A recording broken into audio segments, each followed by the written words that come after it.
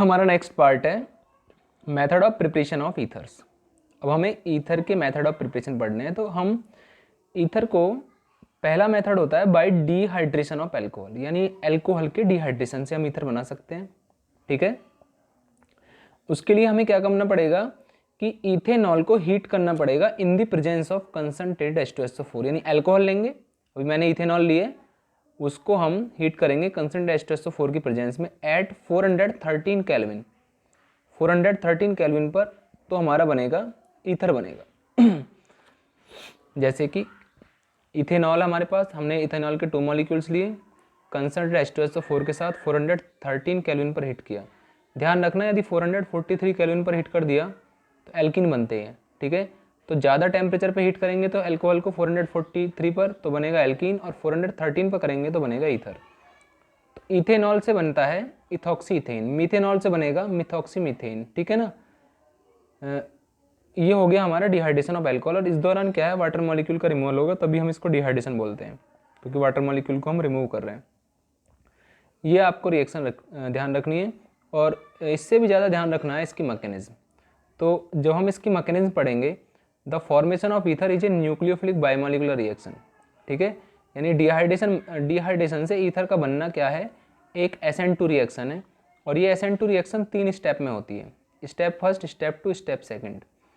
Step first में क्या होता है कि जो हमारे पास ये H2SO4 है, कंसिडर H2SO4, ये H+ आयन रिलीज करता है, यानी प्रोटॉन रिलीज करता है। प्रोटॉन के पास होती है इलेक्ट्रॉन की डेफिशिएंसी।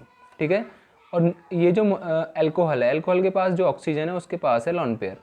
तो एल्कोहल यहाँ पे न्यूक्लियोफाइल का काम कर रहा है, तो ये जो हमारे पास ऑक्सीजन है ये अपने इलेक्ट्रॉन डोनेट करेगा किसकी तरफ, हाइड्रोजन की तरफ।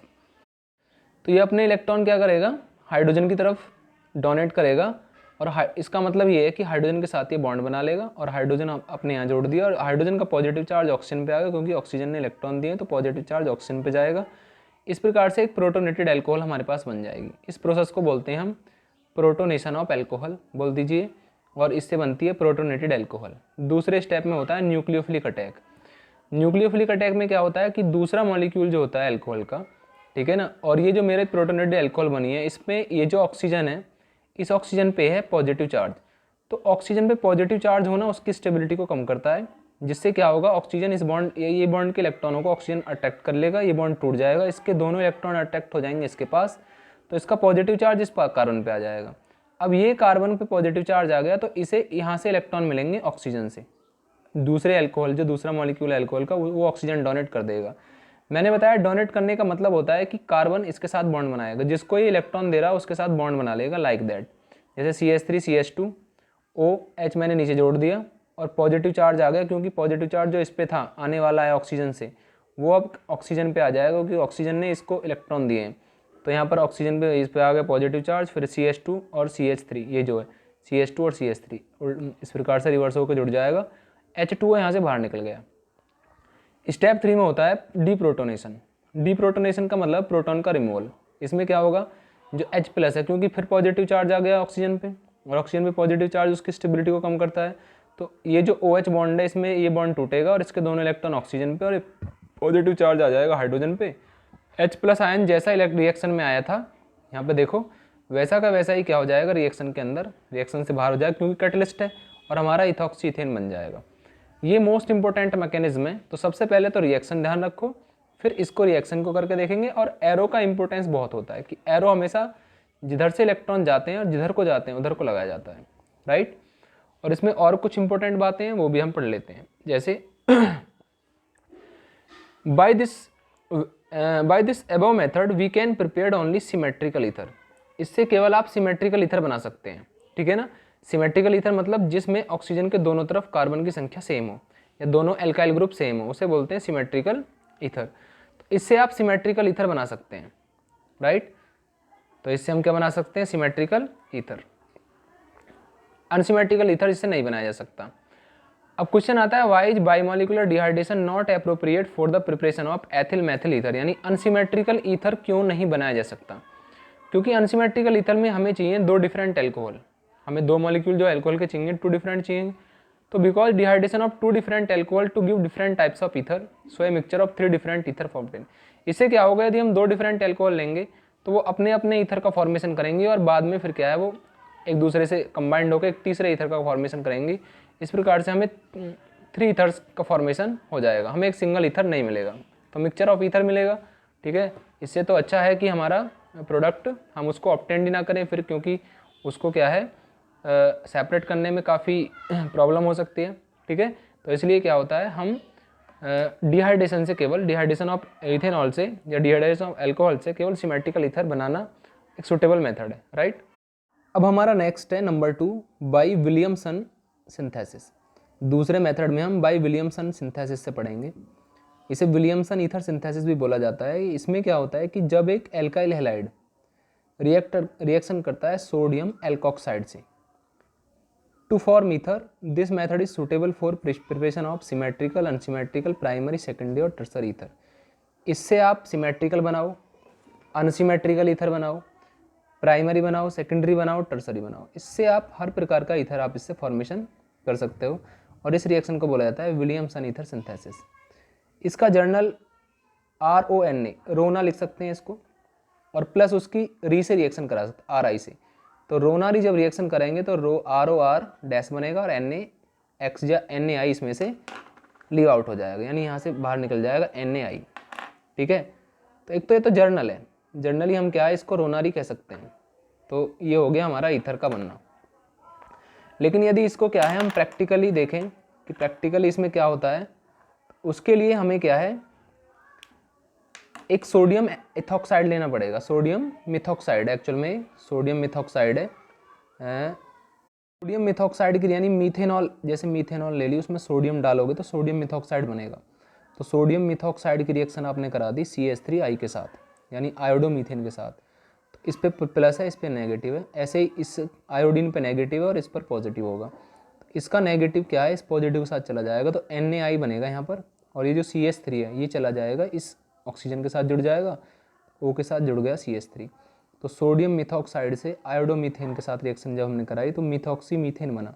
ये सिमेट्रिकल ईथर है और प्राइमरी ईथर है। ऐसे ही यदि आपको अनसिमेट्रिकल ईथर बनाना है, इससे आप अनसिमेट्रिकली बना सकते हैं। तो सोडियम मिथॉक्साइड ले लिया आपने, अब की बार सोडियम मिथॉक्साइड यानी मैंने अब 2 कार्बन ले लिए और इसी के साथ मैं रिएक्शन करा रहा हूँ, ठीक है ना, आयोडोमीथेन के साथ। अब की बार क्या होगा, अब NaI बाहर निकलेगा और CH3O से जुड़ेगा। सिमिलरली ऐसा ही हो गया तो बन जाएगा मिथॉक्सी इथेन। तो हमारा मिथॉक्सी इथेन बन गया। ठीक है, ये भी हमारा प्राइमरी ईथर है। तो ये भी हमारा प्राइमरी, ये भी, लेकिन ये सिमेट्रिकल है, ये अनसिमेट्रिकल है। ठीक, तो इसमें क्या होता है, हमें ये जो पार्ट होता है एल्काइल हैलाइड वाला पार्ट, इसमें हमें मिथाइल ग्रुप, इथाइल ग्रुप, यानी इसी को हमको क्या काम करना है, इसमें कार्बन कम रहने चाहिए, चाहे कार्बन इसके अंदर बढ़ जाए। ठीक है ना, क्योंकि ये रिएक्शन SN2 के अकॉर्डिंग होती है और SN2 में मिथाइल आयोडाइड जो होता है या मिथाइल क्लोराइड है, ठीक है, वो हमारा मिथाइल पार्ट जो है ज़्यादा रिएक्टिव होता है। अब नोट करके क्या ध्यान रखना है, ether prepared from Williamson synthesis is by SN2 attack, यानी इसके अंदर SN2 रिएक्शन से जो ईथर का बनना होता है वो SN2 मैकेनिज्म से होता है।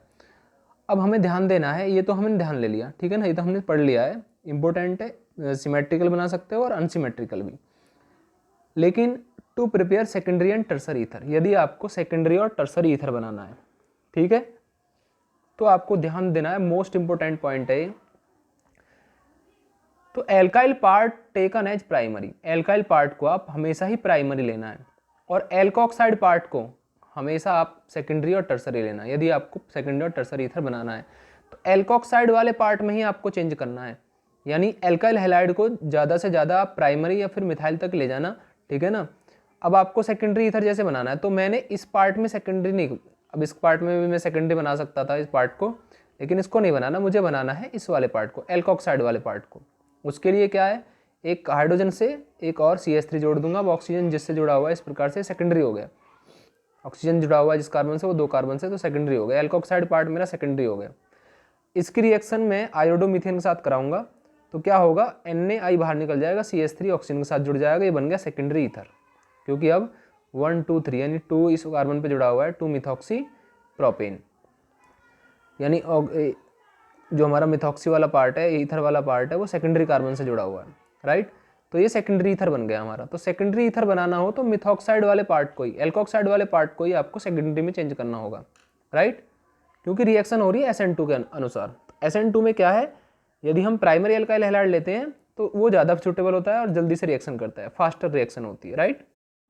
अब मुझे टर्सरी ईथर बनाना है, तो टर्सरी ईथर के लिए फिर मुझे इसी पार्ट को क्या करना पड़ेगा, टर्सरी लेना पड़ेगा। अब की बार एक आध हाइड्रोजन था, उससे मैंने CH3 जोड़ दिया, तो अब मेरा इस पार्ट को ही मुझे टर्सरी लेना पड़ेगा और फिर मैं क्या काम करूँगा, इसको प्राइमरी लेना पड़ेगा और रिएक्शन कराऊंगा। रिएक्शन वही होगी, ये प्लस, ये माइनस है, ये प्लस है, ये प्लस है, ये माइनस है, तो इसका माइनस इसके प्लस के साथ, तो NaBr बाहर हो जाएगा, Na के स्थान पर CH3 आ जाएगा। इस प्रकार से टर्सरी ईथर मेरा बन जाएगा, राइट, ध्यान रखना है। अब आपको एक और बात ध्यान रखनी है कि यदि हमने टर्सरी एल्काइल हैलाइड को, टर्सरी एल्काइल हैलाइड ले लिया, यानी इसके स्थान पर इसको तो इसको ले लिया टर्सरी और इसको ले लिया प्राइमरी, तो फिर हमारा ईथर ना बन के एल्कीन जो प्रोडक्ट बनेगा वो मेजर प्रोडक्ट एल्कीन होगा, ठीक है ना।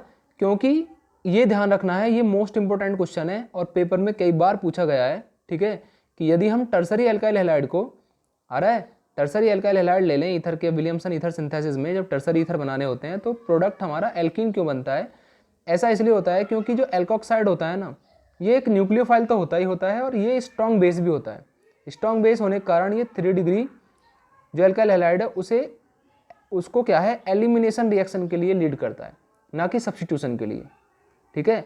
अपने न्यूक्लियोफाइल होने के कारण और स्ट्रॉन्ग बेस होने के कारण ये एलिमिनेशन करता है, ना कि सब्स्टिट्यूशन।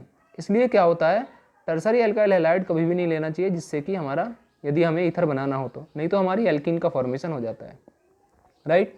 बिल्कुल एग्जाम्पल 11.6 इसी बात पर बेस्ड है कि the following is not a appropriate reaction for the preparation of tertiary butyl ether. आ रहा है, यानी यदि मैं एल्काइल हैलाइड को ले लेता हूँ, ठीक है, और इसको प्राइमरी, इसको टर्सरी ले लेता हूँ, तो मेरा ईथर नहीं बनता। एक्चुअल में ये रिएक्शन किताब में हो रही है, लेकिन ये रिएक्शन गलत है, ठीक है, ये रिएक्शन गलत है, क्योंकि पहले मैं बता चुका हूँ यदि मैं टर्सरी लूंगा तो एल्कीन बनेगी। तो ये कह रहा है what would be the major product of this reaction, ये रिएक्शन गलत है, तो इसका मेजर प्रोडक्ट क्या होगा, तो इसको मैं लूंगा। अब की बार यदि मैं इसके इन दोनों को रिएक्शन कराऊंगा तो मेरा मेजर प्रोडक्ट होगा एल्कीन और एक एल्कोहल, क्योंकि Na के साथ Cl चला जाएगा, H के साथ चला जाएगा, C2H5OH जुड़ जाएगा और यहाँ पर आ जाएगा डबल बॉन्ड, तो हमारे पास एल्कीन बनेगी, राइट। और ये एलिमिनेशन रिएक्शन है, ठीक है। अब इसका प्रोडक्ट करेक्ट क्या होगा, इसका तो मैंने बना दिया करेक्ट प्रोडक्ट। अब मुझे यदि ये बनाना हो तो कैसे बनाऊंगा, अब मैं इस पार्ट को टर्सरी लूंगा और इस पार्ट को लूंगा मैं प्राइमरी। जैसे मैंने इस पार्ट को टर्सरी ले लिया, इस पार्ट को, अब मेरा ये प्रोडक्ट बनेगा जो इसके अंदर दे रखा है, यानी इसके अंदर दिया हुआ प्रोडक्ट वो गलत है, उसको फिर इस प्रकार से चेंज करना पड़ेगा, क्योंकि हम अभी पढ़े कि टर्सरी एल्कोहल ईथर बनाते समय, ठीक है, तो मुझे एल्कोक्साइड पार्ट को ही क्या लेना पड़ेगा, टर्सरी। ये हमारी इंपॉर्टेंट क्वेश्चनों में से एक है। अब हमें तीसरा मेथड है हमारा 4 एरोमेटिक। यदि हमें एरोमेटिक ईथर बनाना हो तो एरोमेटिक ईथर बनाते समय व्हेन फिनॉल की पहले रिएक्शन कराओगे आप NaOH के साथ, जिससे सोडियम फिनॉक्साइड बनेगा। सोडियम फिनॉक्साइड बनने के बाद फिर आप CH3Cl या CH3I या CH3Br के साथ रिएक्शन करा के Na के स्थान पर आ जाएगा CH3 और मेरा बन जाएगा मिथॉक्सीबेंजीन, और इसको एनिसॉल बोलते हैं। तो ये हमारा एरोमेटिक ईथर बनाने का प्रोसेस है, यह मेथड है, जिसमें फिनॉल की पहले रिएक्शन NaOH के साथ तो सोडियम फिनॉक्साइड बनता है, फिर उसकी एल्काइल हैलाइड के साथ रिएक्शन करके एरोमेटिक ईथर बना लेते हैं, ठीक है। ये भी इंपॉर्टेंट है, आपको ध्यान रखना है। अब हम बात करते हैं फिजिकल प्रॉपर्टीज़ की। यदि मैं फिजिकल प्रॉपर्टीज़ की बात करता हूँ, हम फिजिकल प्रॉपर्टी की बात करते हैं, ठीक है, तो सबसे पहले हम बॉइलिंग पॉइंट की बात करेंगे और फिर उसके बाद सॉल्युबिलिटी की। बॉइलिंग पॉइंट में ज़्यादातर क्या है, हमारा जो ऑर्डर होता है वो सबसे कम हाइड्रोकार्बन का होता है, फिर ईथर का, फिर एल्डिहाइड, फिर कीटोन, फिर एल्कोहल और फिर कार्बोक्सिलिक एसिड। वो हम कंपाउंड को देखकर क्या है उन्हें अरेंज कर लेंगे। लेकिन सॉल्युबिलिटी में ईथर वाटर के अंदर सॉल्युबल होते हैं, क्योंकि ईथर पानी के साथ हाइड्रोजन बॉन्ड बना लेते हैं, जैसे कि इसमें दिखाया गया है कि 2 वाटर के मॉलिक्यूल एक ईथर के साथ बॉन्डेड है, और कौन से बॉन्ड से, हाइड्रोजन बॉन्ड से, राइट। अब हमें क्या काम करना है, इसके अंदर केमिकल रिएक्शन को आगे बढ़ाना है कि भाई केमिकल ईथर कौन कौन सी केमिकल रिएक्शन दे सकते हैं, ठीक है।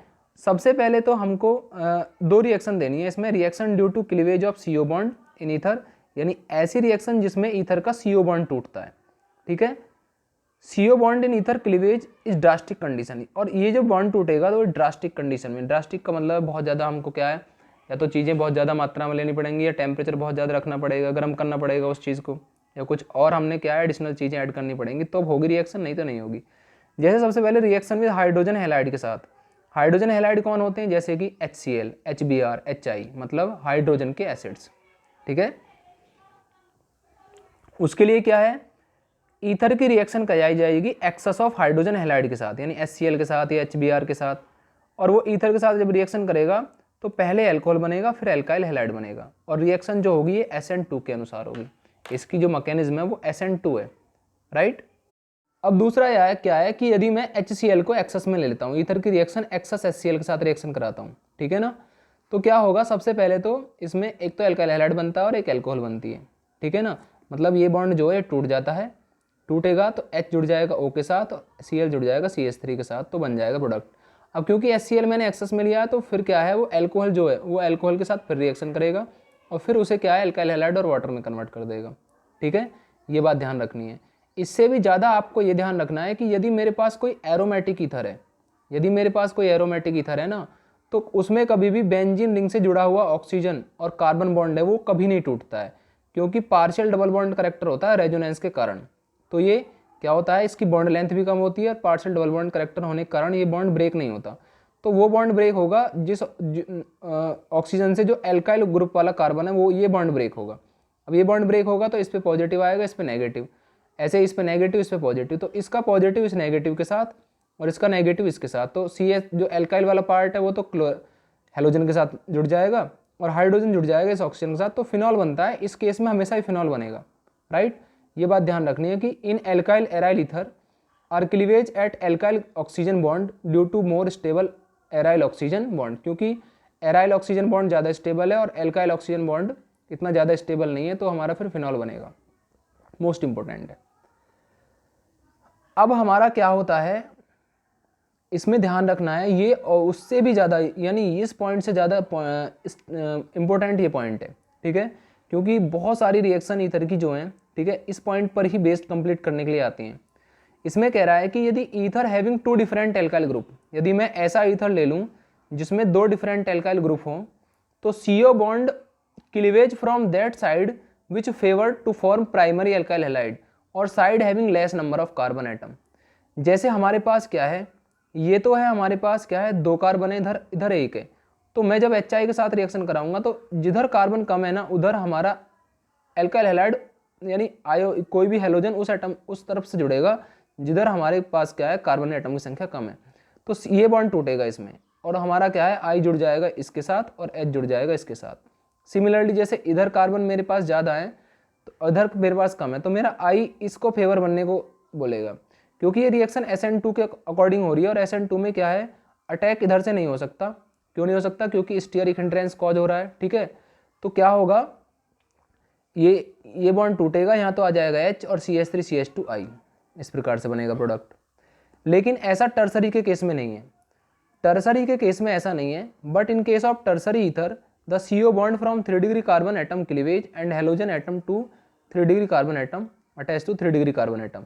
लेकिन इसमें ऐसा नहीं है, बनना चाहिए यहाँ से बॉन्ड टूटना चाहिए, लेकिन टूटेगा यहाँ से टूटेगा तो हेलोजन हमारा जो है जो I है वो हमारा 3 डिग्री वाले कार्बन से जुड़ेगा और H है वो हमारा इस ऑक्सीजन से जुड़ेगा, तो इसमें क्या बनेगा 3 डिग्री एल्काइल हैलाइड बनेगा। थर्ड वाले केस में ये आपको याद रखना है, ठीक है। अब ऐसा इसलिए होता है बिकॉज 3 डिग्री कार्बोकैटायन जो होता है वो मोर स्टेबल होता है, तो रिएक्शन फॉलो SN1 मैकेनिज्म। अब हमारा नेक्स्ट है इसके अंदर मैकेनिज्म में देखेंगे तो रिएक्शन अकर्स इन 2 स्टेप, ये 2 स्टेप में होगी। सबसे पहले तो क्या होगा, प्रोटॉन अटैक करेगा इसके अंदर, आ गया नहीं, स्लो रिएक्शन है, ठीक है। जो हमारा HCl का H जो यहाँ अटैक करेगा तो ये बॉन्ड टूट जाएगा, तो 3 डिग्री कार्बोकैटायन यहाँ से निकल के एल्कोहल निकल जाएगी, 3 डिग्री कार्बोकैटायन बन जाएगा, उससे I अटैक करेगा, प्रोडक्ट बन जाएगा, ठीक। एक ये क्वेश्चन भी इम्पोर्टेंट है, ठीक है। अब हमारा क्या है, एक मैकेनिज्म हमारे लिए क्वेश्चन में आती है, ये NCERT का क्वेश्चन भी है और ये इम्पोर्टेंट क्वेश्चंस भी है, इम्पोर्टेंट क्वेश्चनों में से एक है कि mechanism of reaction of methoxymethane with HI। मतलब क्या है, ये हमारे सिमेट्रिकल ईथर है, HI के साथ रिएक्शन करानी है, एल्कोहल और क्या बनेगा हमारे पास एल्काइल हैलाइड, तो इसकी हमें मैकेनिज्म लिखनी है। सबसे पहले तो ये रिएक्शन SN2 के अकॉर्डिंग होती है, मतलब this above reaction occurs through the SN2 mechanism. इसमें पहले क्या होगा कि ईथर का ये जो H प्लस आयन है इसे ये जो ऑक्सीजन है यहाँ ट्रांसफर हो जाएंगे, तो हाइड्रोजन यहाँ पे जुड़ जाएगा, तो प्रोटोनेटेड ईथर बन जाएगा, I माइनस निकल जाएगा, ठीक है ना। उसके बाद हमारा I माइनस जो है वो इधर से अटैक करेगा, ठीक है। I माइनस जब अटैक करेगा तो इसमें होगा क्या, अटैक वैसे कार्बन पे करेगा। सबसे पहले तो क्या होगा, ये बॉन्ड टूटेगा, इस बॉन्ड के इलेक्ट्रॉन ट्रांसफर हो जाएंगे इधर, ठीक है ना। फिर I मेरा इस C पर अटैक करेगा क्योंकि C का पॉजिटिव चार्ज यहाँ पे आ जाएगा, ठीक है। तो इसमें बॉन्ड फॉर्मिंग और बॉन्ड ब्रेकिंग, यानी ये बॉन्ड टूट रहा है और ये बॉन्ड बन रहा है, तो बॉन्ड बन रहा है और बॉन्ड टूट रहा है, साथ साथ हो रहे हैं। और बॉन्ड ब्रेकिंग बॉन्ड फॉर्मिंग जब साइमल्टेनियसली होते हैं तो SN2 रिएक्शन का करेक्टरिस्टिक्स होती है। इसमें क्या होगा, CH3I बॉन्ड बन जाएगा और ये जो बॉन्ड है ये टूट जाएगा, तो CH3CH2OH और CH3I, ठीक है। लेकिन यदि आपने HI को एक्सेस में ले लिया, ठीक है, तो फिर ये CH3 जो CH2OH बचा, ठीक है, जो इसके अंदर बना हुआ है CH3, इसके अंदर CH3OH ही बनेगा, इसके अंदर CH3OH बनेगा, इसको हम हटा देते हैं, एक्स्ट्रा हो गया, ठीक है। तो ये CH3OH फिर HI के साथ रिएक्शन करके, ठीक है, दोबारा फिर वही कंडीशन बनेगी और फिर दोबारा अटैक होगा और वाटर रिमूवल हो जाएगा और क्या बन जाएगा हमारा CH3I। अब order of reactivity of halogen acid, यदि मैंने HI लिया तो और फास्टर होगी, H भी लिया तो उससे कम होगी और HCl सबसे कम रिएक्शन देगा, राइट। अब इसके अंदर हम क्या है, एग्जाम्पल 11.7 को देख लेते हैं कि give the major product are formed by heating each of the following ether with HI। पहला ईथर है, HI के साथ रिएक्शन करना है, इसको भी HI के साथ, इसको भी HI के साथ। मैंने बताया था जब इस प्रकार के ईथर को HI के साथ रिएक्शन करोगे तो ज़्यादा कार्बन की तरफ H जुड़ता है और कम कार्बन की तरफ जुड़ता है हमारा I। तो इधर CH3CH2I जुड़ेगा और H जुड़ जाएगा यहाँ पर, ये बॉन्ड टूटेगा, H यहाँ पर और I यहाँ पर, ठीक है। और ये हमारा टर्सरी कंडीशन आ गई। टर्सरी में मैंने बताया कि टर्सरी वाला ये बॉन्ड टूटता है, तो यहाँ पर जुड़ जाएगा, इस कार्बन से जुड़ जाएगा I और इस कार्बन से जुड़ जाएगा OH। लेकिन यदि मैं यहाँ पे देखूँ तो यहाँ पर क्या है, ये CO बॉन्ड टूटेगा नहीं, ये जो ये C बॉन्ड और ये O बॉन्ड ये टूटेगा नहीं क्योंकि इसमें डबल बॉन्ड करेक्टर आ रहा है, तो फिर ये बॉन्ड टूटेगा, ये जो बॉन्ड है C और O बॉन्ड, ठीक है, यहाँ से टूटेगा, तो यहाँ पर आएगा पॉजिटिव, यहाँ पे नेगेटिव। अब नेगेटिव से कौन जुड़ेगा, वो पॉजिटिव, तो पॉजिटिव कौन है इसमें H, तो यहाँ इससे तो जुड़ जाएगा H, तो यहाँ तो जुड़ गया H और CH3 इसके बेंजीन के ऊपर CH2 और उससे जुड़ जाएगा हमारा I, तो फिर हमारा ये प्रोडक्ट बनेगा, ठीक।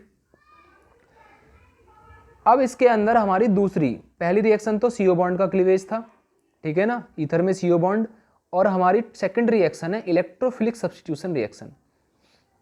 तो सबसे पहले तो क्वेश्चन यही आता है कि ईथर इलेक्ट्रोफिलिक सब्स्टिट्यूशन रिएक्शन क्यों देते हैं, क्योंकि जो एल्कोक्सी ग्रुप अटैच होता है ना ईथर के ऊपर, जो ईथर के ऊपर एल्कोक्सी ग्रुप जुड़ा होता है, ठीक है, वो ग्रुप क्या होता है, बेंजीन रिंग को एक्टिवेट कर देता है टुवर्ड्स इलेक्ट्रोफिलिक सब्स्टिट्यूशन रिएक्शन, यानी वो इलेक्ट्रॉन डेंसिटी बढ़ा देता है, कहाँ पर, ऑर्थो और पैरा पोजीशन पर। जब वो ऑर्थो और पैरा पोजीशन पे क्या बढ़ा देता है, इलेक्ट्रॉन डेंसिटी, उससे क्या होता है, इलेक्ट्रॉन डेंसिटी बढ़ने से हमारा इलेक्ट्रोफाइल आसानी से अटैक कर सकता है, और जब इलेक्ट्रोफाइल आसानी से अटैक करेगा तो फिर क्या है, हमारे प्रोडक्ट बनेंगे, तो इलेक्ट्रोफिलिक सब्स्टिट्यूशन रिएक्शन देगा, राइट। ये मैंने लिख दिया है, ठीक है। हमारी ज़्यादा इलेक्ट्रोफिलिक सब्स्टिट्यूशन रिएक्शन ज़्यादा नहीं है, ठीक है ना। इलेक्ट्रोफिलिक जैसे पहला हेलोजिनेशन है, हेलोजिनेशन में सबसे पहले ब्रोमिनेशन है। ब्रोमिनेशन में हम कोई एरोमेटिक ईथर ले लेंगे और उसकी Br2 इन CH3COOH की प्रेजेंस में रिएक्शन कराएंगे, तो दो पोजीशन पे Br जुड़ जाएगा, एक पैरा पे और एक ऑर्थो पे। तो पैरा ब्रोमो एनिसॉल, क्योंकि बेंजीन के ऊपर OCH3 एनिसॉल बोलते हैं, ऑर्थो ब्रोमो एनिसॉल, ये 90% ये 10%। पहला प्रोडक्ट तो ये है। दूसरा हमारा नाइट्रेशन है। नाइट्रेशन में क्या होता है कि कंसंट्रेट HNO3 और H2SO4 के साथ रिएक्शन कराते हैं, तो एक बार पैरा पे NO2, एक बार ऑर्थो पे NO2, इस प्रकार से प्रोडक्ट बन जाएगा। और थर्ड होता है हमारा Friedel craft reaction. Friedel craft reaction दो प्रकार की होती हैं, एक तो फ्रीडल क्राफ्ट एल्काइलेशन, जिसमें एल्काइल हैलाइड के साथ रिएक्शन कराएंगे। जब एल्काइल हैलाइड के साथ रिएक्शन कराओगे तो CH3 जुड़ेगा ऑर्थो और पैरा पोजीशन पे, तो ऑर्थो मेथॉक्सीटोल्यूइन और पैरा मेथॉक्सीटोल्यूइन बनेगा, क्योंकि इसमें एनिसॉल की रिएक्शन कराई जाती है, और ये रिएक्शन होगी एनहाइड्रस AlCl3 की प्रेजेंस में CH2 के, आ रहा है। तो जब रिएक्शन कराओगे तो ये है तो एक इलेक्ट्रोफिलिक सब्स्टिट्यूशन रिएक्शन, इसकी मैकेनिज्म को हम डिटेल में क्या है 11th क्लास में पढ़ चुके हैं, राइट। तो फ्रीडल क्राफ्ट रिएक्शन इसके अंदर क्या है, फ्रीडल क्राफ्ट रिएक्शन से ऑर्थो पैरा प्रोडक्ट बन जाएंगे। अब एल्काइलेशन बोला तो एल्काइल हैलाइड के साथ रिएक्शन कराई गई है, राइट। दूसरे केस में आता है फ्रीडल क्राफ्ट एसाइलेशन। एसाइलेशन में CH3COCl के साथ, यानी एसिड हैलाइड के साथ रिएक्शन कराते हैं। तो जब एनिसॉल रिएक्ट करता है एसाइल हैलाइड या एसिड हैलाइड के साथ in the presence of anhydrous AlCl3, तो फिर क्या है, COCH3 ग्रुप जुड़ जाता है ऑर्थो और पैरा पोजीशन पे। यहाँ पे ऑर्थो पे जुड़ा, यहाँ पे पैरा पे जुड़ा, ठीक है। तो हमारे पास क्या है इस प्रकार से 4 मेथॉक्सी एसिटोफिनॉन। अब क्या है, यदि मैं इसको मेथॉक्सी बोलूँगा जो मैं ढक रखा है, और ये अब मेरा एसिटोफिनॉन कहलाएगा बेंजीन के ऊपर COCH3। और क्योंकि यहाँ से नंबर डालूंगा 1 2 3 4, तो 4 पे मेथॉक्सी एसिटोफिनॉन और ये 2 मेथॉक्सी एसिटोफिनॉन, ये मेजर ये माइनर, राइट। अब हमारे पास क्या आते हैं, कुछ क्वेश्चंस आते हैं। क्या आते हैं, कुछ क्वेश्चंस आते हैं, और क्वेश्चंस को हमें क्या है, हम नेक्स्ट वीडियो में इन क्वेश्चंस के बारे में डिस्कस करेंगे, राइट।